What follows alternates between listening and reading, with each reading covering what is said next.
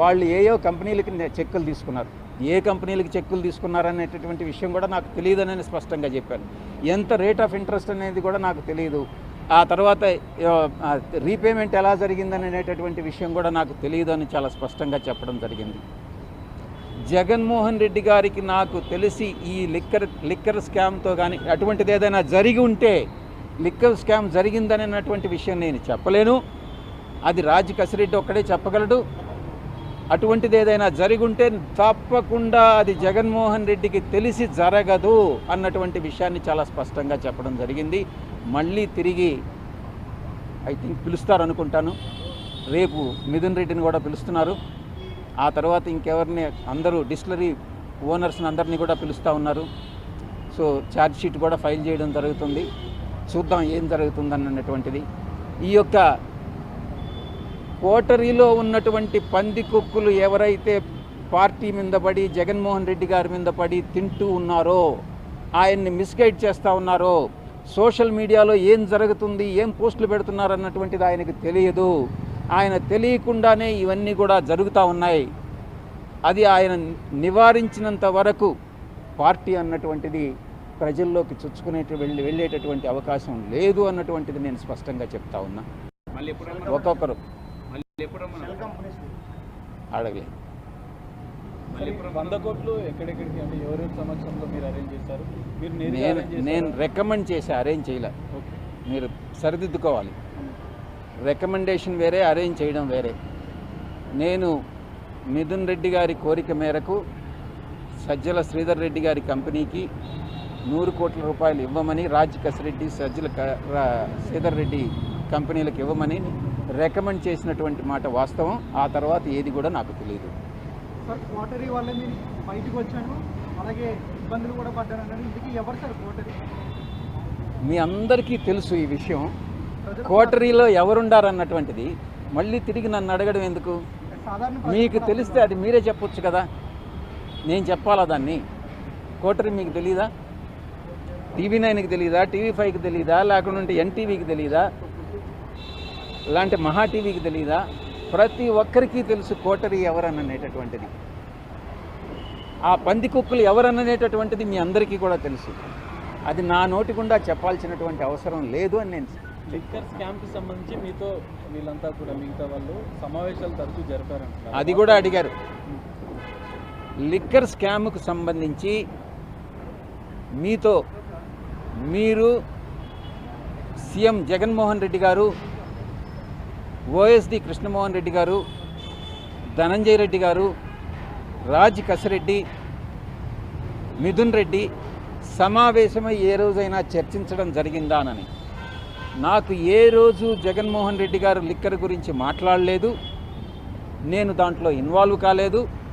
నాకు తెలిసి ఆయనకి లిక్కర్ గురించి, లిక్కర్ స్కామ్ గురించి ఆయనకు తెలియదు అన్నటువంటి విషయం స్పష్టంగా చెప్పడం జరిగింది.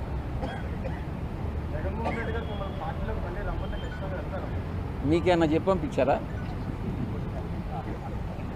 అటువంటి ప్రపోజల్ ఏదన్నా ఉంటే వచ్చిన తర్వాత ఆలోచించాలి, కానీ దాని గురించి ఇప్పుడు ఆలోచించడం దేనికి?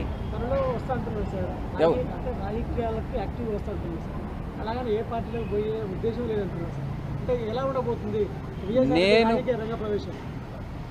మీడియా మిత్రులు, సోషల్ మీడియాలో అందరూ కూడా ప్రచారం చేస్తున్నారు నేను బీజేపీలో చేరిపోతానని. మీరే చెప్తున్నారు. చంద్రబాబు నాయుడు గారు అడ్డుకుంటున్నారు, జగన్మోహన్ రెడ్డి గారు బీజేపీలో పానీయకుండా అడ్డుకుంటున్నారు అని అనేటటువంటిది. దీంట్లో ఏది యథార్థం, ఏది యథార్థం కాదు? నేను బీజేపీలో చేరాలనుకుంటున్నానా, చంద్రబాబు గారు అడ్డుకున్నారా, లేకుంటే జగన్మోహన్ రెడ్డి గారు అడ్డుకున్నారా అన్నటువంటి విషయం నాకైతే తెలియదు. నాకైతే బీజేపీ నాయకత్వం ఏ రోజు నేను చేరతానని నేను అడగలేదు. వాళ్ళు చేరొద్దు అని నాకు చెప్పలేదు. నేను 1 సంవత్సర కాలం దూరంగా ఉండదలుచుకున్నాను. 25 సంవత్సర కాలం పూర్తవుతుంది. ఆ తర్వాత నా భవిష్యత్ ప్రణాళిక అనేది నేను నిర్ణయించుకుంటాను.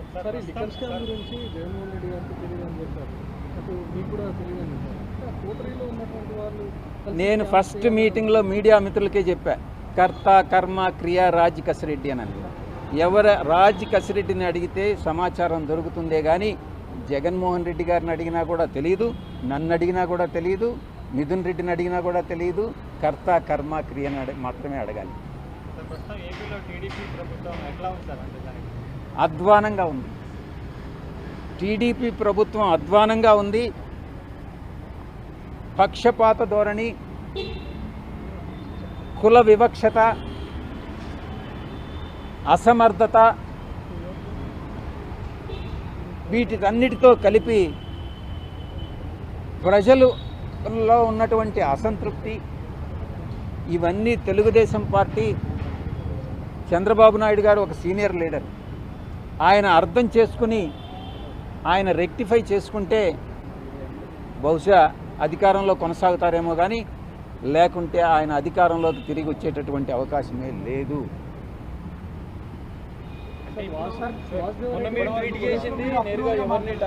నేను ఒకటే చెప్తా ఉండా, ఎవరైతే తెలుగుదేశం పార్టీకి వ్యతిరేకంగా మాట్లాడతారో ఆ వ్యతిరేకంగా మాట్లాడినప్పుడు వైఎస్ఆర్సీపీ వాళ్ళు చప్పట్లు కొడతారు. వైఎస్ఆర్సీపీని వ్యతిరేకంగా మాట్లాడినప్పుడు తెలుగుదేశం వాళ్ళు చప్పట్లు కొడతారు. నాకు ఏ చప్పట్లు వద్దు. మధ్య మార్గంగా నేను ఒక దారిని ఎంచుకోదలుచుకున్నా. నా దారే నేను రహదారిగా చేసుకుంటా. అంతేగాని తెలుగుదేశంలో కానీ అటు వైఎస్ఆర్సీపీ నుంచి చప్పట్లు కావాలని నేను కోరుకోవట్లేదు. మీరే చెప్పండి సలహా. మీరు చెప్పినట్టుగా వైఎస్ఆర్సీపీ రాజకీయ ప్రణాళిక సరిగ్గా లేదు, ఇలానే ఉంటే రాజకీయంలోకి మళ్ళీ వచ్చే అవకాశం లేదని చెప్పేసి, అంటే గెలుపులోకి వచ్చే అవకాశం లేదంటారు. మరి కూటమి ప్రభుత్వం ప్రజెంట్ టీడీపీ ప్రభుత్వం అధ్వానంగా ఉంది అంటున్నారు. మరి నెక్స్ట్ ఎవరు వచ్చే అవకాశం ఉందని మీరు అనుకుంటున్నారు? ఇది మరి ఏ ఇతర రాజకీయ శక్తి కానీ బీజేపీతో కలిసి పోరాటం కానీ చేయగలిగితే, నరేంద్ర మోడీ గారు ఈరోజు ప్రపంచంలోనే ఒక మంచి ఉత్తమ ప్రధానిగా, అటు దేశీయంగా కానీ అంతర్జాతీయంగా కానీ ప్రతి ఒక్క విషయంలో కూడా ఆయన చాలా చాలా చాలా సమర్థవంతంగా ఆయన హ్యాండిల్ చేస్తూ ఉన్నారు. ఆంధ్ర రాష్ట్రంలో కూడా అటువంటి ఒక రాజకీయ శక్తి ఉద్భవించగలిగినట్టయితే తప్పకుండా బీజేపీ, దాని మిత్రపక్షాలు, తప్పకుండా తెలుగుదేశం కాదు. ఎందుకనంటే ఈ వచ్చేటటువంటి బ్యాడ్ అంతా కూడా తెలుగుదేశంకే వస్తుంది. అవకాశం ఉంది అని నేను భావిస్తా ఉన్నా వ్యక్తిగతంగా. అవకాశం ఉంది అని అంటే రేపు రాజకీయ మీ రంగప్రవేశం దాంట్లో జరిగే అవకాశం ఉంది. మీరు ఇన్ఫరెన్స్ డ్రా చేసుకుంటే నేనేం చేయగలను? నేను ఈ మాట చెప్తా ఉంటే ఆ మహాతల్లి నవ్వుతా ఉంది. ఏమ్మా నవ్వుతా ఉండవు, నేను చూస్తా ఉన్నా. ప్రధాని మోడీని ఆయన అభినందిస్తూ మాట్లాడుతున్నా, పొగుడుతూ మాట్లాడుతున్నా, అంటే మంచి ప్రధాని అని చెప్పేసి కూడా పాజిటివ్గా మాట్లాడుతున్నారు. నేనే కాదు దేశంలో చాలా మెజారిటీ ప్రజలందరూ కూడా ప్రధాని మోడీ గారిని అభినందిస్తూ ఉన్నారు. ఆహ్వానిస్తే వెళ్తారా దాన్ని? ఇప్పుడు ఏదో ఊహించుకోవడం ఎందుకు? ఒక హైపోథెటికల్గా ఏదైనా వచ్చినప్పుడు చూద్దాం. చంద్రబాబు గారు మీరు అనుకున్నట్టుగా జగన్మోహన్ రెడ్డి గారు ఆహ్వానిస్తారా, చంద్రబాబు గారు ఆహ్వానిస్తారా, పవన్ కళ్యాణ్ గారు ఆహ్వానిస్తారా, లేకుంటే బీజేపీ ఆహ్వానిస్తుందా, లేకుంటే కాంగ్రెస్ పార్టీ ఆహ్వానిస్తుందా, లేకుంటే కమ్యూనిస్టులు ఆహ్వానిస్తారా? వెయిట్ చేసి చూద్దాం. తొందర ఎందుకు?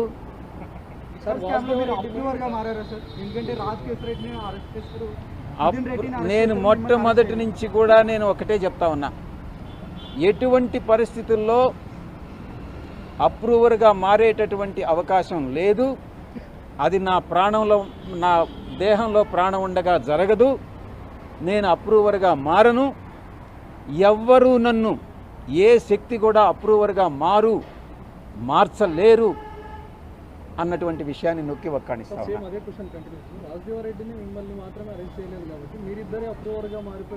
44 మంది అక్యూజ్డ్లో ఎంతమంది అరెస్ట్ అయ్యారు?